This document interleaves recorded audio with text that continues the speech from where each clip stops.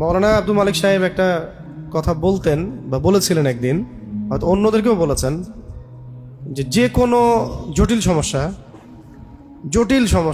জটিল কোনো হাজত, জটিল কোনো মাকসাদ যেটা মনে হচ্ছে আপাত দৃষ্টিতে অসম্ভব, খুব কঠিন, অসম্ভব, এটার জন্য একটা আমল আছে। তো এই আমলটা খুব কম মানুষই করতে পারে, আমিও করতে পারি নাই জীবনেও। তো আমলটা জেনেছি, জানাই দিলাম আপনাদেরকে, যদি আপনারা পারেন তো করবেন।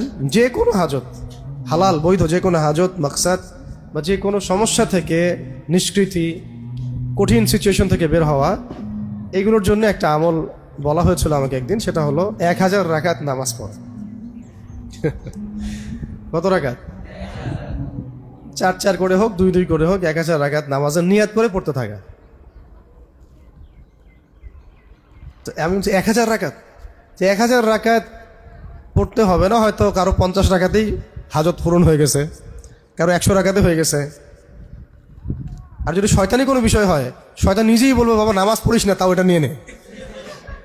হ্যাঁ, কারণ শয়তান তো চাচ্ছে না যে সে আল্লাহর নৈকট্য পাক। এটা হচ্ছে ওই আয়াতের একটা ব্যাখ্যায় আসে, ওয়াস্তাঈনু বিস-সাবরি ওয়াস-সালাহ, তোমরা ধৈর্য এবং নামাজের মধ্য দিয়ে আল্লাহর সাহায্য চাও। তো 1000 না পারি, আমরা কিছু তো নিয়াত করতে পারি, 100 রাকাত পড়বো, হ্যাঁ, গ্যাপ দিয়ে হতে পারে। আমার সময় এমন হয় যে ঠিক আছে আমরা 50 জন মিলে 1000 রাকাত পড়ি, আসেন, এমনও হয় অনেক সময়, হতে পারে।